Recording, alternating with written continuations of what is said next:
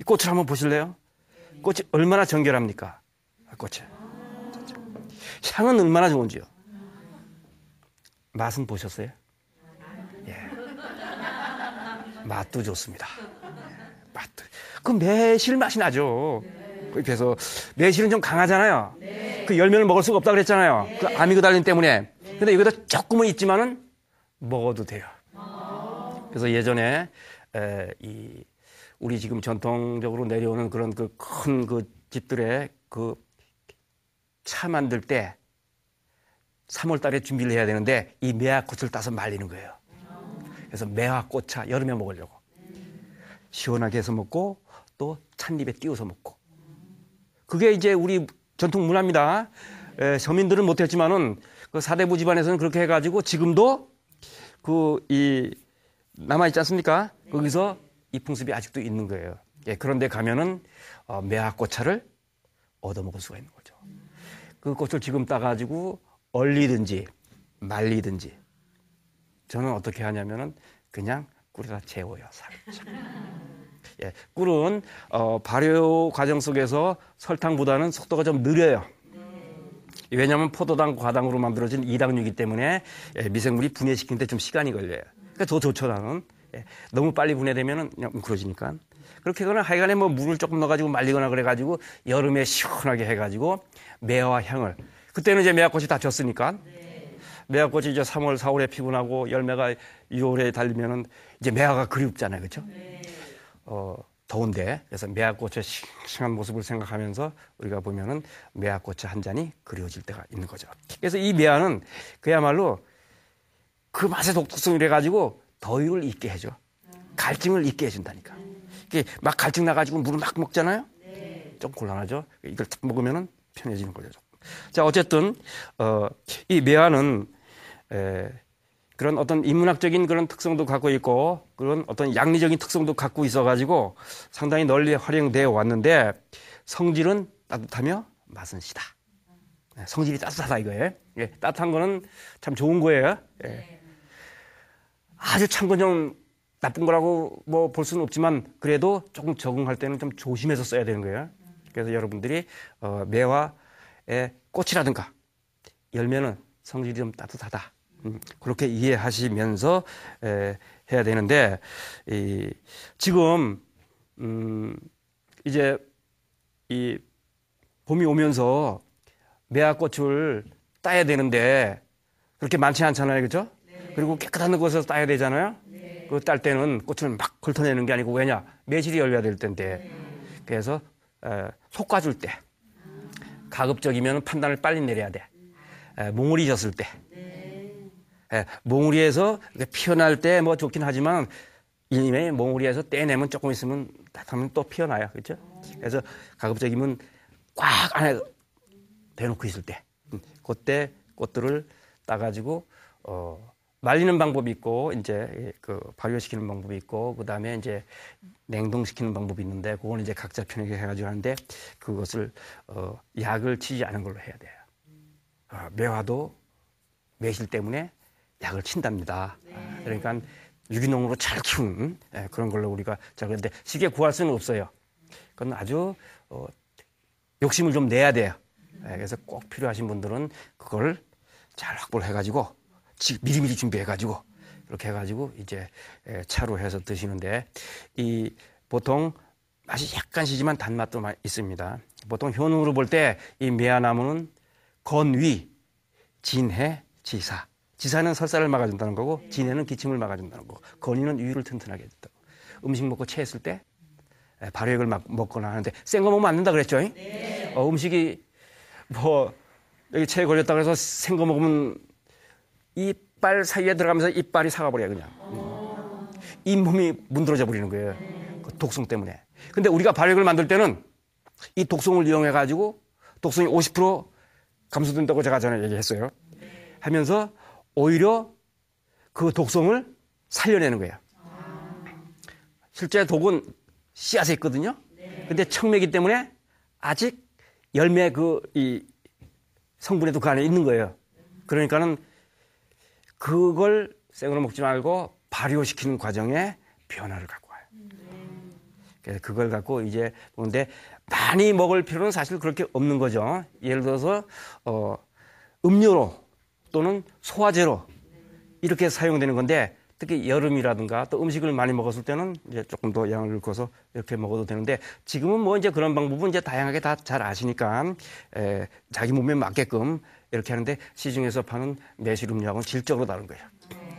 매실이 이게 뛰어나니까 매실을 이용해 가지고 청량 음료를 만들지만은 거기는 엄청난 첨가제들이 왜 들어갔는지 이유를 알 수 없어요. 그렇죠?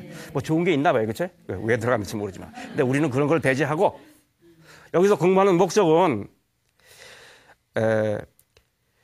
그야말로 천연 음식을 만드는 그야말로 산야초를 이용해서 활용하는 법을 설명하는 곳이에요. 제가. 다시 말해서 술 만들 때도 누룩이나 이슬을 집어넣지 않고 그 성질 그대로 활용해가지고 쓰는 것을 사람들이 이제 책으로 치는 세대가 왔다는 거예요. 그게 어렵긴 하지만은 이제 그런 음식들을 사람들이 갈망하고 있다는 거예요. 인지를 하고 있기 때문에. 그래서 그건 살 수도 없고 거의 팔 수도 없는 그런 지경이니까 우리 스스로 만들어서 먹는데 만들자면은 제대로 공부를 해야 되죠. 그렇죠? 네. 그 독성의 그 위험성을 제대로 알고 있어야 되는 거죠. 근데 시중에는 이 아미그달린 때문에 매화 발효를 하는데 100일 이내로 해라 하는 말을 하시는 분들이 많이 있어요. 예, 그분들은 그렇게 하시면 돼요. 근데 저는 오히려 1년 발효시키는 거예요. 씨야, 제발 좀 독성 좀 많이 내놓으라 그래가지고. 예. 그렇다고 해서 많이 내주지도 않아요. 그게 그 성분이 우리 몸에 또 새로운 역할을 하고 있는 거예요. 틀림없이 아미노달린 독이라 그랬어요. 그렇죠? 생으로 먹으면 안 된다 그랬어요. 그렇죠? 근데 발효를 가진 것 같지만 일단 50%는 감소되면서 그 사이에 천천히 변화가 되는 거예요. 그 안에 있는 성분을 우리가 연구를 해봤더니 많은 학자들이 연구를 했더니 바로 암세포를 죽이는 성분이 거기에 있다. 그래서 일본에서는 옛날부터 이제 그렇게 해가지고 이제 많은 그 활용을 해왔던 거예요. 그러니까 무서워하지 말고 적극적으로 활용을 하는 거죠. 사실 살구나 자두에도 비슷한 식물들입니다. 이게 그 씨앗에는 독이 있는 거예요, 그렇죠? 그래서 살구 씨앗을 행인이라 그러는데 행인 그걸 많이 먹거나 생으로 그것도 좀 절제로 해야 단지 껍질 빼고 꼭지 따고 해가지고 서너 알 이렇게 해서 꼭꼭 씹어 먹는 그렇게 또 약재로 쓸 때도 그렇게 뭐 적절히 맞춰서 쓰는 그런 행인도 독이 있는 게 바로 아미그달린이 다행히 열매 안에는 익을 땐 안 익을 땐 안 먹으니까 익을 때 노랗게 익으면은 그때 이제 그게 없어지는 거죠. 거기에 매실도 익으면 노랗게 돼요. 그걸 황매라 그래요.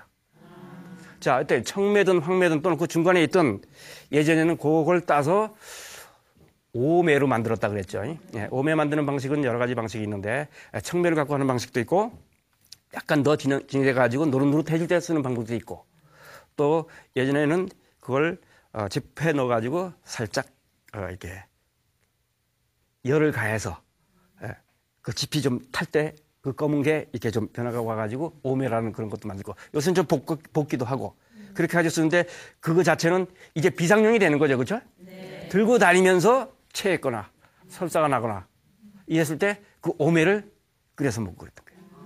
그래서 이 매실에서 시작돼가지고 오메라는 게 나고 다시 오메를 살만 또 꺼내가지고 오메6이라는 게 있고 오메탄이라는 게 있고 그야말로 예전에 주로 그렇게 약용으로 다 썼는데 이제는 발효라는 개념을 통해 가지고 장아찌도 만들고 장아찌. 야, 그러면 장아찌 만들 때 일단 발효액을 담궈요. 설탕의 비율을 기준으로 잡을 때 1대1로 잡아줘요. 왜냐하면 매실은 달지도 않고 신맛이 좀 강하고 그래가지고 설탕이 조금 모자르면 어떻게 돼요? 예, 아주 이제 식초 만드는 선수가 되는 겁니다. 이제. 예, 대부분 그렇게 해서 식초 만드신 분들은 또 식초가 뭔지도 몰라. 그래서 그걸 그냥 또 활용도 잘 못해. 버릴 필요가 전혀 없어요. 그렇게 만들었어도. 실수로 했던 무슨 뭐 제대로 했던 일단 초가 됐으면 활용도가 있는 거죠. 그렇죠? 하다못해 목욕제제라도 쓸 수 있고 하다못해 피부용 치료제라도 쓸 수 있고 그게 있는 거죠. 그러니까 그 매실이 우리나라 그 중부 이남 쪽에서 많이 나오긴 하지만은 가격이 좀 비싸요. 그게 싸지가 절대 않아요. 그러니까 그걸 귀한 걸 사가지고 활용을 잘 해야 되는데 어쨌든 이 매실 장아찌 만들 때는 예전에는 그 매실을 씨앗을 분리시키느라고 애들 썼죠. 예. 근데 지금 분리시킬 필요가 없어요. 왜? 발효를 일단 시키세요. 그래가지고 한 달, 두 달 이렇게 봐가지고 이제 사각사각해지면서 분리가 조금 되는 듯한 그때 찬스다 싶어가지고 그때는 이미 매실도 올라왔어요. 위로.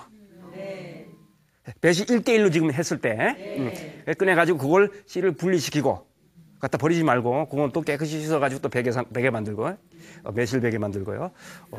그 다음에 그 과육은 짭조름하게 절여진 단맛이 들어가 있는 다육은 식초라든가 간장을 이용해 또는 된장, 고추장을 이용해가지고 장아찌로 들어간 거죠.